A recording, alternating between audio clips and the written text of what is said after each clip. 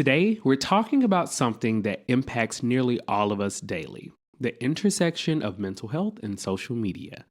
Whether you're scrolling through inspiration or drowning in negativity, your digital diet affects your brain chemistry and mental well being more than you realize. In this episode, we'll explore how social media alters your neurochemistry, decode those overused mental health buzzwords, and most importantly, provide you with 5 practical strategies to transform your social media experiences from depleting to energizing. So, if you've ever wondered why certain content leaves you feeling drained while other posts lift you up, and if you're simply looking to create a healthier relationship with your digital platforms, this episode is for you. Let's dive in and start adjusting your approach to social media. Welcome to Adjusting. Welcome to Adjusting, a safe space for candid conversations about mental health and well-being with your host, Justin G. Nelson. Whether you're recovering from trauma, redefining your purpose, managing mental health, or simply craving more authenticity, this show is for you. I hope something resonates with you and helps you on your own personal journey. So sit back, relax, and let's start adjusting. And we are back to season 2, episode 5 of Adjusting with your host, Justin G. Nelson. You all, this episode is going to be fun, okay? It's not going to be as serious and deep as the other episodes. We're going to talk about something light, okay? We're going to talk about adjusting your platform as it relates to social media. Now, I've been working in social media marketing now for going on 5 years. Oh my God, I've been a business owner for 5 years. And I can say it is some good, some bad, and some ugly sides of social media, okay? But before we get too far into the episode, I want to thank again TJ for editing my podcast, and make sure you support him with his podcast, Tea with TJ. If you want to connect with my other brands, you can. I have a vegan lifestyle brand called Earthy and Cultured. My branding and marketing company, Type J Marketing. My men's fashion page is coming back soon. Once this weight drops off, it's coming back. So that is The Detailed Gentleman. And then you can follow me in my creative journey as a performer and multi-hyphenate living in New York with my page, Justin G. Nelson. Okay. I'm hoping that one day Canva can sponsor this, because I use Canva for everything, making my graphics, parts of my intro video, my lower thirds, the logo, everything is in Canva. So Canva, if you ever stumble upon this video, thank you.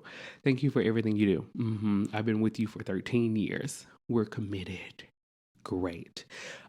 Now I want to invite you to a breathing exercise just so we can center ourselves and open our brain, our heart, our energy, and our mind to receive this information, because you are going to leave inspired. You're going to leave with a fresh take on social media. All right. So if you're driving, focus.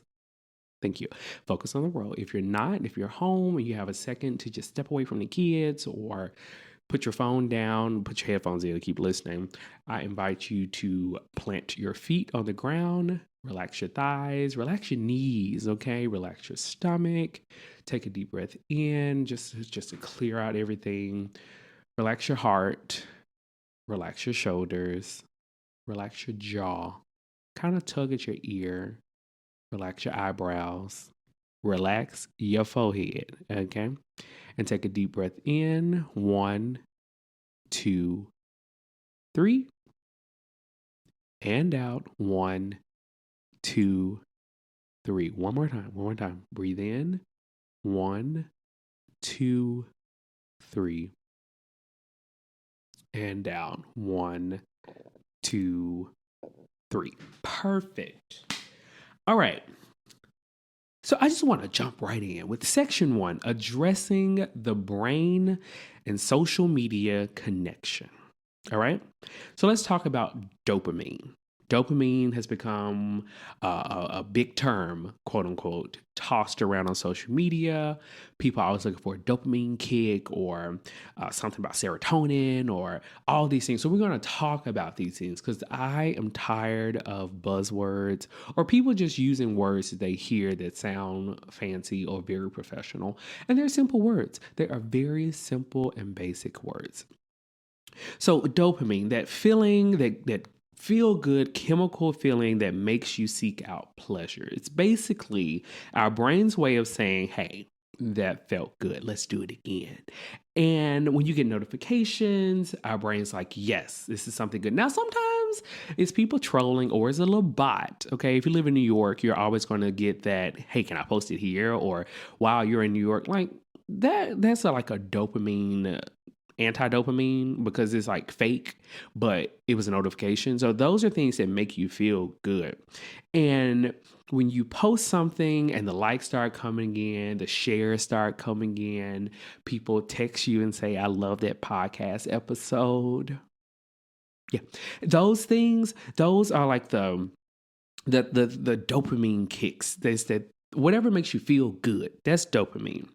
The tricky part, okay, is that our phones are designed to give us these unpredictable dopamine hits, kind of like a slot machine. We never know when we'll get the next notification, so we keep checking. Case in point, I went to an audition the other day, my first audition of 2025, and baby, it was a good audition. Okay, one day I will tell the full story and who was in the room where it happened. Not, it wasn't Hamilton. It was not Hamilton. So I did not audition for Hamilton. Okay, great. But I was checking my email notifications as if I was waiting for some pregnancy results. Okay, I was swipe, swipe, swipe. And the dopamine, like I was really waiting, but like I have conditioned myself to handle rejection in a much better way, or else I would not be recording this episode today. Okay, I'll be adjusting my pillow and dealing with depression. That's what this episode would have been about from my bed. But no. Have you ever reached for your phone without thinking about it? That's your brain looking for a dopamine fix. TikTok, Instagram, Facebook, Blue Sky, X, all those platforms. They give us a good dopamine fix.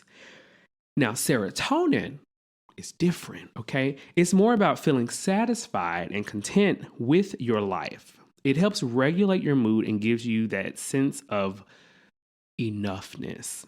When you're scrolling through perfectly curated vacation photos or seeing everyone's highlight reels, your serotonin takes a hit because suddenly our brain is saying, why don't I have that? The comparison trap. That is serotonin, okay? I find it fascinating that our brains weren't designed to compare ourselves to thousands of people every day. In small communities, we might compare ourselves to a few dozen people at most, like the people around us, people at work, people you see at auditions, other families, like the people in our vicinity. Now, thanks to social media, we're comparing ourselves to celebrities and influencers and people from high school who always seem to be on vacation. How do y'all afford it? Scammers. Okay. We're comparing ourselves to scammers because I'm going to leave it alone for some of y'all, some scammers. Have you noticed how you sometimes feel worse after scrolling, even though nothing in your actual life changed? That's often a serotonin dip from all the comparison. Now, I will say, when it comes to health and wellness and the fitness influencer, baby, my serotonin drops. Okay, because I'm like, oh, that could be me. I should be doing this. And I know that I am in control and I have the power to just do it. But sometimes the brain and the feet don't move together. Okay, sometimes the bank account is giving, you finna do what this week? We not meal prepping. We are behind on bills. Okay. And even though I work 4 jobs, that still ain't enough to take care of the bills, running this podcast, auditions, meal prepping. Like I need a sugar parental at this point. I need a glucose guardian to safely and comfortably live in these New York City streets. But have you ever noticed how differently you feel after watching inspiring content versus diving into political comment or if you're on TikTok, you probably follow the influencer Aaron Parnas. He's always like breaking news. Bruh, breaking news. Just take a break. And he gets on us. He's always saying, yeah, I know y'all are tired of hearing this, but I appreciate you, Aaron. If you ever listen to this podcast, I really appreciate you making time to update us. It is exhausting, and I know you are tired of it because of that man in office, but we appreciate you. But it's like your brain is an all you can eat buffet when it comes to social media content. But instead of nutritious food, some of the options are just empty calories, okay, the dessert bar or the wine bar, or just slightly toxic. And I think that is where the social media algorithm kind of plays with our dopamine and serotonin levels, because it gives us like everything we want. It's like, yeah, a notification here, toxic content here. We're going to talk about that word toxic too. But with this approach, we kind of shift over to content type and mental impact. It's fascinating how different types of content actually change how our brain functions. When you consume inspiring content, maybe it's someone sharing their journey through hardships or beautiful artwork, your brain is like, I love this. It's like happy feelings, it's butterflies, it's rainbows. It's just something that makes you feel good. I've noticed with me after watching like Meghan Markle, what's the name of her show? Not As Ever, that's the name of her company, With Love Megan. Like I felt good. Or when I'm watching food content and people are making nutritious meals, I'm like, yes. Or interior design, that makes me feel good. But then we get on these like rants of my baby daddy did this, or my best friend did this, or even just something as simple as somebody got jobbed. I'm like, you know what? Y'all really can mess up a brother's brain cells. I ain't want to see this. But the algorithm, if I talk about it, I'm pretty sure once I finish recording this episode, I'm going to open my phone, I'm going to see somebody fighting. Typical.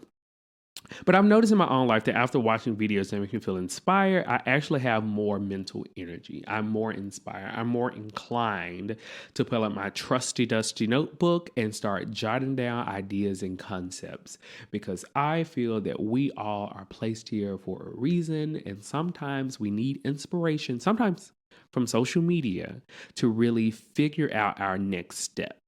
We don't know it all, but there's someone out there doing something that you want to do, so you can draw inspiration from them. This is the good side of social media. Draw inspiration from them. It's like, yes, okay, they got the sauce. They are the blueprint. Case in point, Tabitha Brown. I consider her a blueprint for me when it comes to being a multi-hyphenate. Our brains are like sponges. They absorb the emotional tone of what we're consuming. Have you ever watched a scary movie, Sinners, and then felt jumpy hours afterwards? Now, some of y'all just scared, okay? Some of y'all, you can hear the floor creak. You're just like, someone's finna kill me. No, your building just old, bro. It ain't somebody trying to kill you. You think people got time to actually find you and do something to you? Social media works the same way, but we don't always make the connection between how we feel and what we just consumed. Think about how different your day feels when you start it by reading uplifting content, or doing your affirmations, or journaling, or listening to uplifting video or something. Like, there are a lot of people who do uplifting content, and I tend to try to save them to make it a part of my morning routine.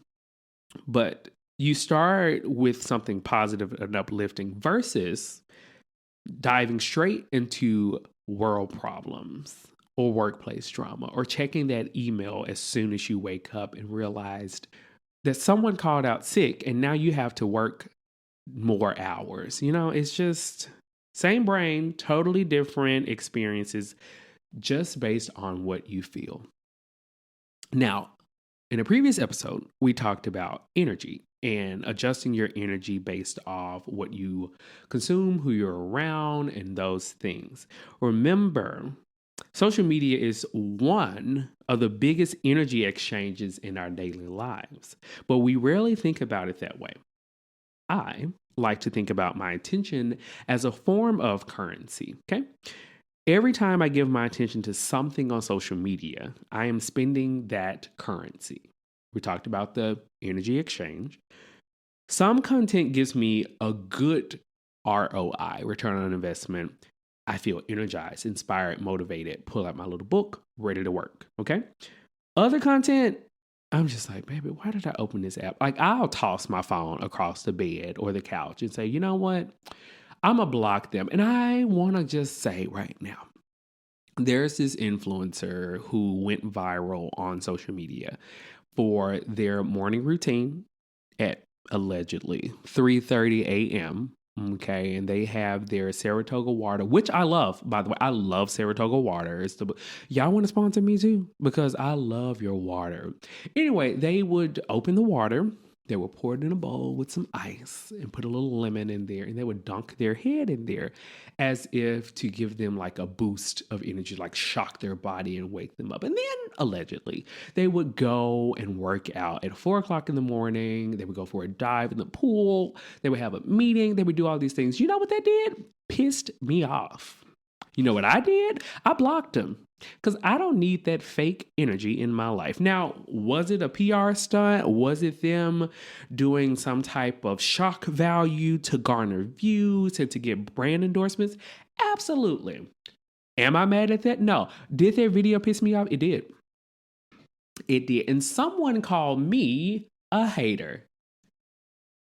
I'm sorry. What am I hating on? Like, I'm confused because I could get the same water. I could wake up at 3 o'clock in the morning. I could put my head in water with lemon. I could go swimming even though I don't know how to swim. I could have a meeting at 5 a.m., but do I want to? No. That is not my MO. That is not my content. And that is not my platform and the things I want to put out. Okay, so let me do me. I'm going to block him, and I did. Have you ever closed the app and then realized you can't even remember what you just spent the last 30 minutes looking at? That's what I call an attention deficit.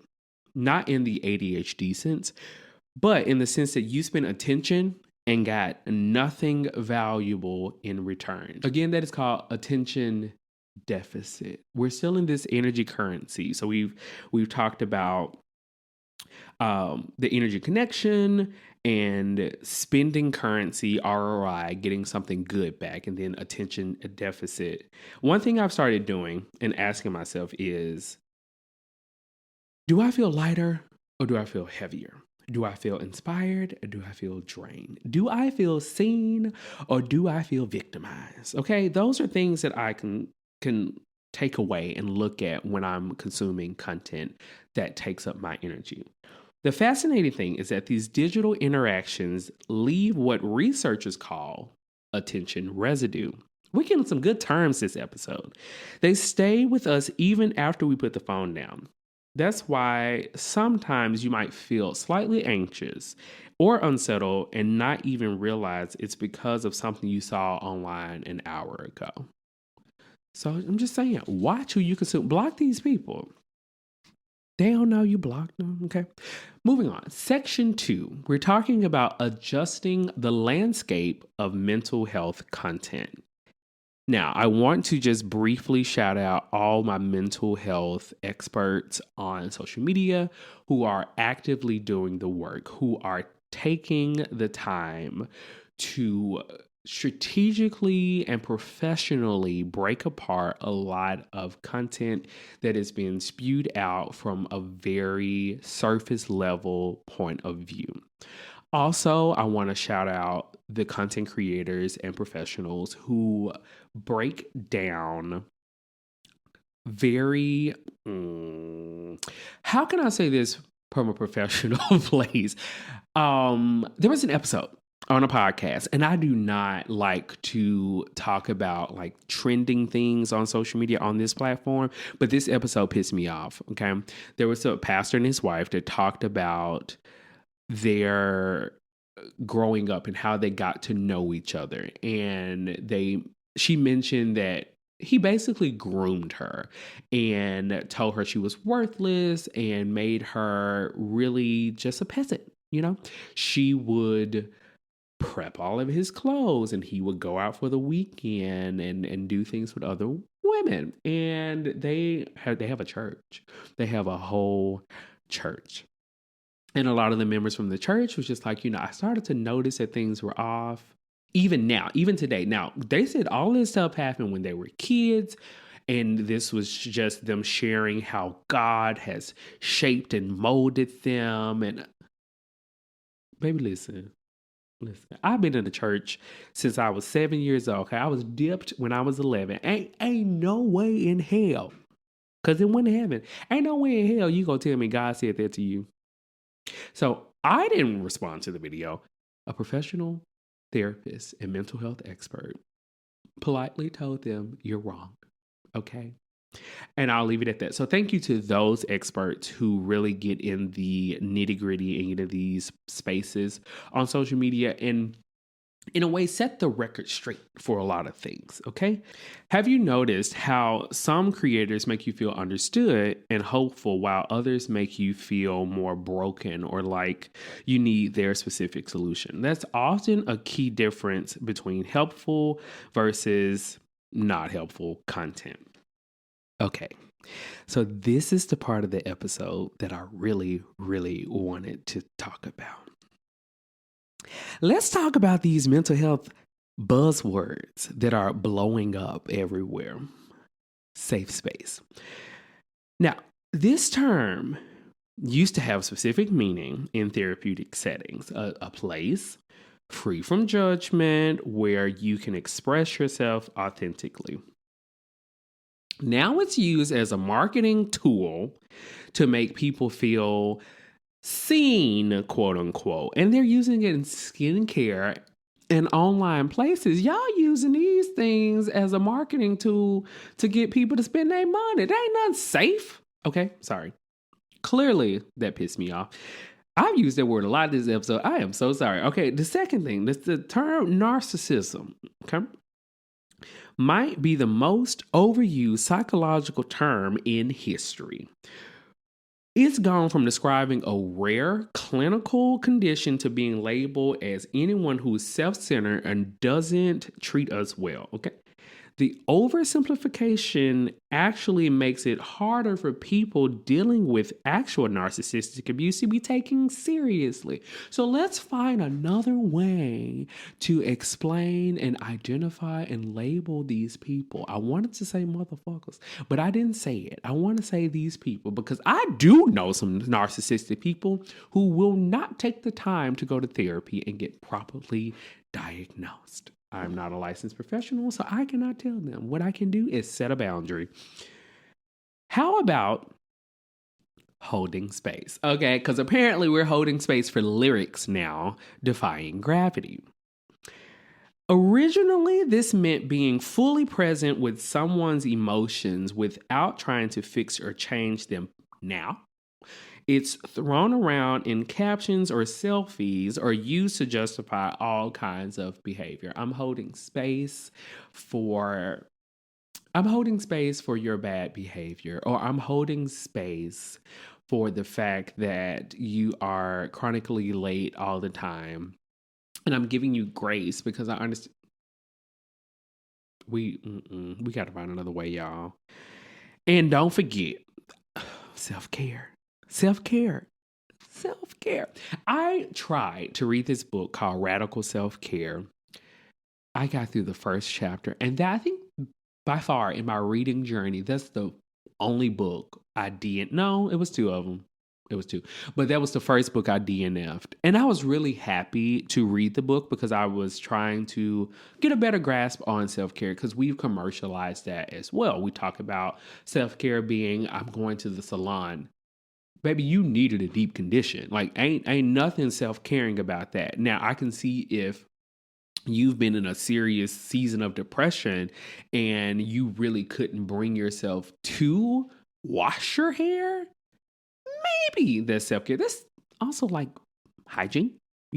I went to get a manicure and pedicure a couple of weeks ago, and everyone was just like, "Yeah, self care." No, baby, I had claws. Okay, I was Wolverine by night. I needed that. There was no self care in that. That was me being trifling. Self care is more like setting a boundary. It is prioritizing yourself in spaces and places where you feel triggered or your nervous system is reacting in a fight, flight, fawn, or freeze mode. Y'all, that I swear I use those words in every episode because I really want you all to understand how your body and your nervous system responds in certain situations. That is self-care. Drinking a glass of wine, you just thirsty, all right?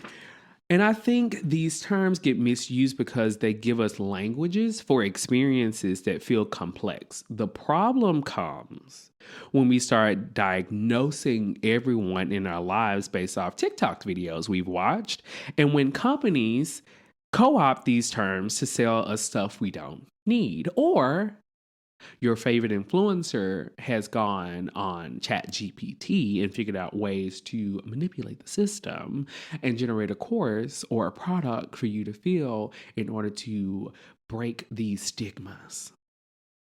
Capitalism.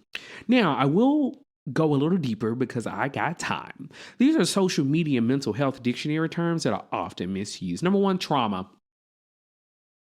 Trauma. Online, this gets applied to any negative experiences, but clinically, it refers to events that overwhelm our ability to cope and cause lasting distress. My father passing, trauma. Okay. You breaking up with your boyfriend because you cheated? Life. That's two different things, all right? Triggered originally described specific PTSD response where something activates a trauma response. Now, it's used to mean slightly annoyed or disagreeing with something. Now, I will say I use the term triggered jokingly or sarcastically when I say I'm triggered or I'm overstimulated, so I'm triggered. I get it. I get it. So I'm going to give you grace on that one. Gaslighting. This term comes from a specific form of psychological manipulation where someone makes you question your reality. Now, it's often used to describe any disagreement or dishonesty. Wow. Toxic. While useful for describing genuinely harmful relationship, this label gets slapped on anyone who makes a mistake or behaves imperfectly. You're being toxic. It's toxic. I don't like it's toxic. Boundaries. A crucial concept about communicating your limits, but often misused as a way to control others' behavior rather than manage your own responses. And then I'm not going to go through all of them, but anxiety is another one, depression, OCD, codependency, and disassociation. What's concerning is how these terms get thrown around in ways that can both trivialize serious conditions or pathologize normal human experiences. It's like we've developed this whole language of psychological terms without the nuance needed to use them responsibly. And now we're going to talk about the discernment toolkit. Okay. Now, my friend Ebony, I was talking to her about this episode. It came to me while I was walking down the street, and she said, please mention how we need to use discernment when it comes to who we follow and what we consume. Okay. Now, this is both us being churchy because, we always talk about in the Bible, you got to use discernment and all these things. All right. Developing discernment about mental health content is like developing a taste for good coffee. Now, I know I'm a basic guy when it comes to coffee. I do cold brew and cold brew only, but baby, there's a difference between a Colombian cold brew and an Ethiopian cold brew. Okay, like it's just something about the profile and the notes in it. You either get a little black cherry, you get some some chocolate, and you get like other notes that really make it different. Once you know what quality looks like, you can spot the instant stuff a mile away. Once you know what quality coffee looks like. You can spot instant coffee a mile away. One question I always ask myself, is this person or account trying to make me feel like they have all the answers? Because if they are, that's actually a red flag. Good mental health professionals acknowledge the complexity and uniqueness of each person's situation, especially when it comes to fitness content. If you cannot follow a fitness influencer or a health and wellness influencer and think that everything they post and share is centered and catered to you, no, because when it comes to blood types, body types, your energy level, your activity level, all those things, everything has to be factored in order to make sure whatever program you're doing actually works. So that's one reason I do not support a lot of online programs. They don't always work for everybody. I ain't gonna call this person out because if they come from me, your wigs will be burned, okay? Another clue is whether they're speaking in absolutes. Anyone saying all people with anxiety need to, or the only way to heal from trauma is, probably isn't providing nuanced, helpful content. They're just generalizing everything to try to put everyone in the same box. Baby, no. That's not how life works. Some of y'all need to be in a paper bag and not a box. Pay attention to how content makes you feel. Does it empower you to understand yourself better? Or does it make you feel more confused, inadequate, or dependent on their specific approach? It's also worth noticing if someone's entire feed is focused on identifying problems without offering constructive ways forward. Scammers. Sometimes accounts can keep us stuck in victim mentality rather than helping us grow. Sometimes accounts can try to generate content. This is somebody who works in social media marketing. They will really pry on the emotional aspect of content to make them feel like they are your one-stop shop for everything and you can trust them. But see what they do. Okay. And if you're a content creator, somebody looking to make content, this is for you. They usually Google or use a platform to generate a list of the top 10 questions that are being asked. Okay. And then they take those and generate content around them so that it pushes them up in the search engine. From there, they are able to get you into their, like, oh yeah, they got all the answers. They don't know what they're talking about. Don't piss me off. That's number 4. All right. And section 3, aligning your social media with your values. So here we're talking about your social media feed as a reflection of yourself. Your social media feed is like a mirror. It reflects back who you are, but it's also shaping who you become. What you repeatedly consume starts to influence how you think and feel about yourself in the world. This is getting deep. I'm sorry. I've noticed something interesting. We often claim to value certain things in life, like creativity, deep connections, or personal growth, but then our actual social media habits don't align with those values at all. We live in a double life. We say we care about mental health, but follow accounts that make us feel like shit or feel inadequate. Now, this is where I say do like a social media audit, not a detox, an audit. Some of y'all are detoxing from accounts that you can just unfollow or you can block. Instagram has a feature where you can say, I don't want to see this. Use it. It's what it's there for. The algorithms are designed to keep you engaged, not to make you happy or healthy. They don't care about that. They don't care if the content aligns with your deeper values. They just care that you keep scrolling. And then those ads pop up and then you say, I want to buy this. You don't need that. Save your money. That means the responsibility for creating a feed that actually serves you falls on your shoulders. Ask yourself, if someone looked at the accounts I followed, what would they think I value most? Is it accurate? Is it who I want to be? Okay. I ain't gonna say nothing else about that. I'm gonna move on to part two of future self alignment. Now, I love the concept of future you. I talked about it with my reader and how, with the inner child, we talk about that, but then like your future self, your highest self, the person you're becoming. Every piece of content you consume is either moving you toward the future you or away from it. Try this quick exercise. Not today, some other time. Okay, finish the episode though. But close your eyes for a moment and envision the person you want to be in 3 to 5 years. Not just career wise, but professionally, personally, financially, health wise, in terms of your character, all that. Now, does your social media content or the current content you're consuming support the vision, or does it undermine it? When I do this exercise, I do it whenever I'm having like a monthly mood swing. Okay, so in about 3 days, I tend to unfollow a lot of people, celebrities included, because I'm realizing that it's not inspiring anymore. It's making me depressed. Okay, and I do the same on all platforms: Facebook, TikTok, Instagram, LinkedIn. Okay, if I see you are posting about a new job every 2 months, are you a scammer? Okay, I really think people do be scamming on LinkedIn.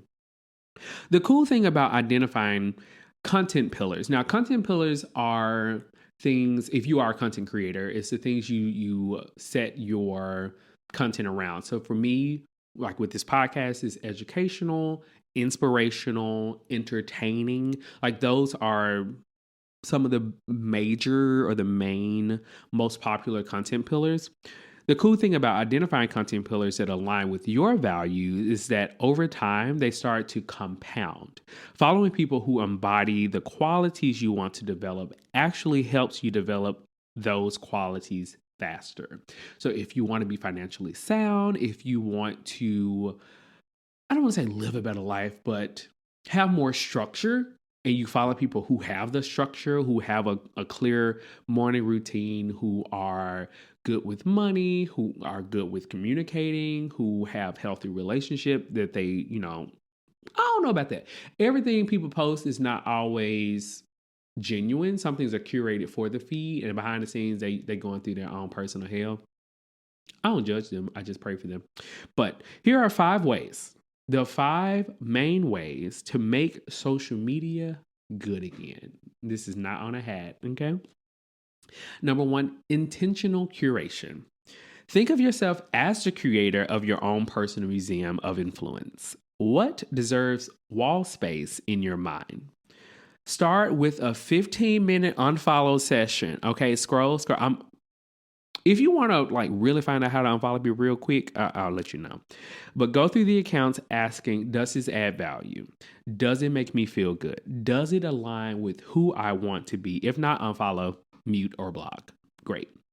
For every negative account you unfollow, find one positive alternative to follow, or just keep your follower to following ratio unbalanced.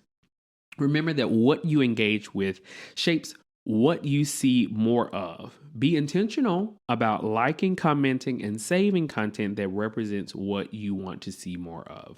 Number 2, setting healthy engagement boundaries. Okay. Boundaries aren't just for relationships with people, they're for your relationships with platforms too. Try setting specific times for checking social media rather than defaulting to whenever you're bored or uncomfortable. Maybe it's 3 10-minute check-ins a day, or once in the morning, once in the evening, and not every 5 minutes you're checking social media. Unless you have something like you're doing a giveaway or you are monitoring something. With me, I don't have the luxury sometimes because I work in social media and I manage 7 accounts. Okay, so I'm on there a lot. Physical boundaries matter too, though. What if your bedroom became a phone-free zone?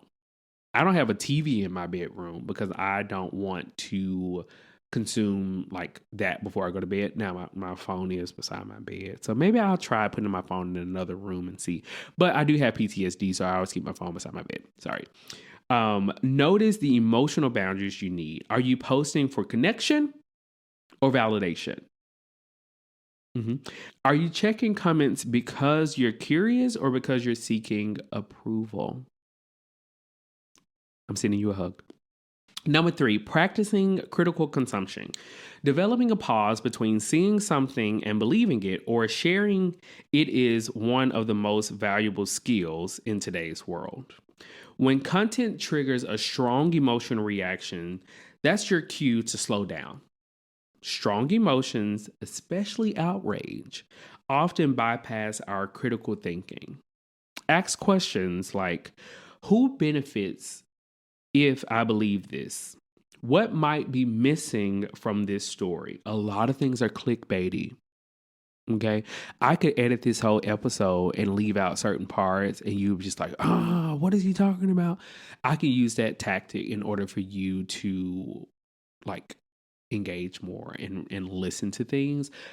Politics or political news do this often as a way to get people into it. So be critical about what you're consuming. Number four, finding uplifting communities. The people you surround yourself with online influence your thinking just as much as the people you spend time with in person.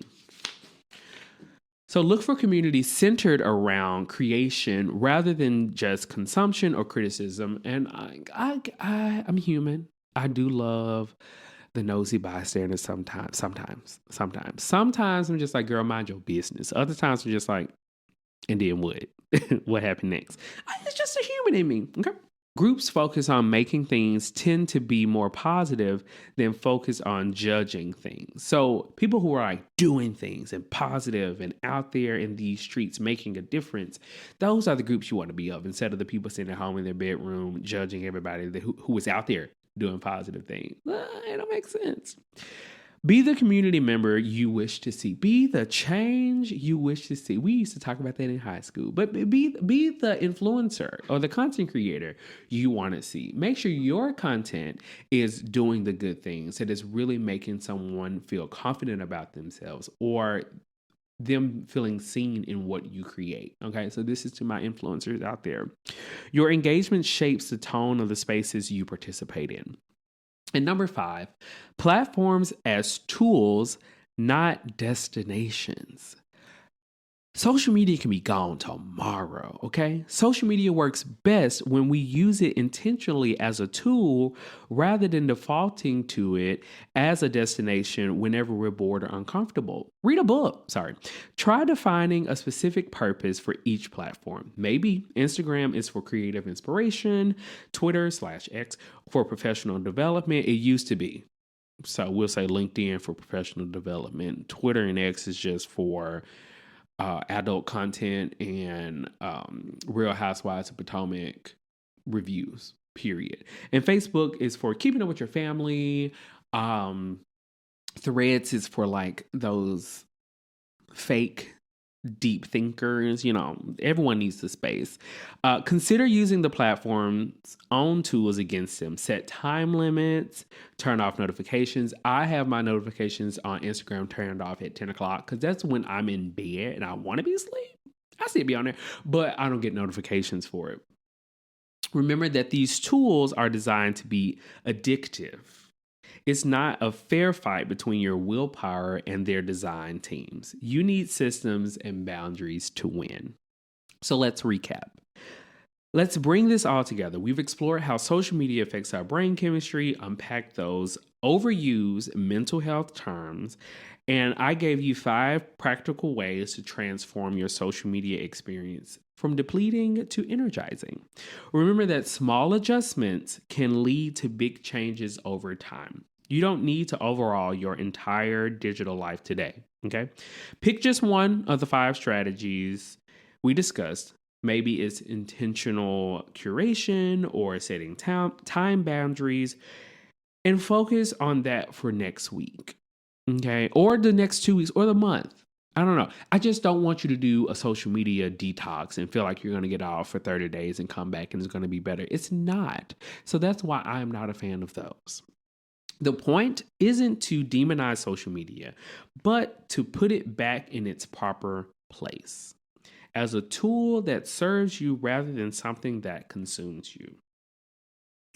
I'm working on my boundaries. I'm working on who I engage with, the type of content I put out more. Lately, I've been trying to do more health and wellness, the books I'm reading, the podcast, my audition journey, those things that inspire people. Okay. Remember that adjusting is exactly that, a continuous process of small changes, not a one-time fix. Be patient with yourself as you create new habits.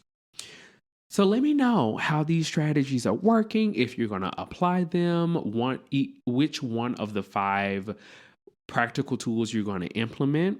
Remember that the most important adjustment you can make is aligning your digital life with your real life values.